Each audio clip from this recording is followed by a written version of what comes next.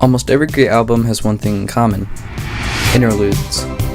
In music, an interlude is usually just seen as a break in an album to make it a more fluid and enjoyable experience. But interludes play a much bigger role when it comes to building an album's atmosphere, mood, and quality. For example, 1 out of the 4 interludes on Frank Ocean's album, and one of the best albums ever made, Blonde, is Be Yourself. Many college students have gone to college and gotten hooked on drugs, marijuana, and alcohol. Listen. In this 1.5-minute long interlude, it isn't just a great message, but builds the world of Blonde. Surprisingly, this isn't Frank's mom talking, it's actually his childhood friend's mom, Rosie Watson. She expresses her warnings towards using drugs and drinking alcohol, but it also fits perfectly and strengthens the themes of nostalgia and finding himself described in Blonde. Be yourself and know that that's good enough. Another interlude that is in a way similar to Be Yourself is exactly what you run from, you end up chasing. Off of Tyler the Creator's biggest and best album, Igor. This is one of the shorter interludes because it's around 14 seconds long, but on the vinyl version of Igor, it's replaced with the full track Boyfriend.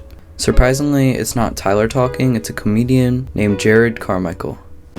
This interlude somehow manages to maintain that heavy bass synth, while it just being a voice and basic background vocals. A more unique interlude that is more of a song than the others that I mentioned is Nangs on Tame Impala's album, Currents. Currents is one of the most unique albums of all time, with its super unique style and electric dramatic tones. As for Nangs, its lyrics are very simple with only one phrase repeated throughout the song. It simply just asks if there's something more than that. It could be referring to anything, but people have speculated that there's more to the song, and that if they listen closely, they hear him saying, "Is there something wrong with love?" Overall, this interlude might be one of the best interludes ever made, or at least in the 21st century. The most popular interlude I'll talk about in this video is Stargirl Interlude on the Weeknd's album Starboy.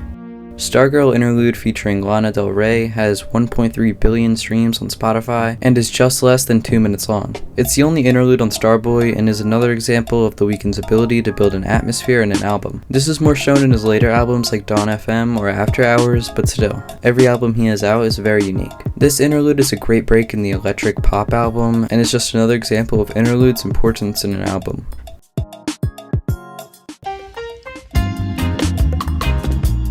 The second interlude on Tyler the Creator's tropical album, Call Me If You Get Lost, is Blessed. Niggas is blessed. I'm gonna put a bike track and a zip line at the other crib. In this track, he just expresses his gratitude to his success and how his life is, except that he can't grow his hair.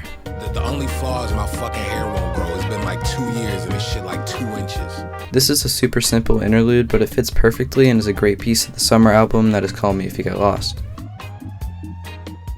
Interludes are an overlooked part of albums, and they're more than just a break in an album experience.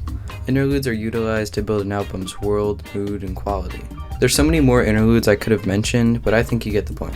Be sure to like and subscribe if you enjoyed this video, and if you have any songs you'd like to share, you can put it in the comment section. And if you're interested in some t-shirts, you can check out my store in the description. You can support me on Patreon for exclusive videos. And if you want to see a video better than this one, click one of the videos on screen.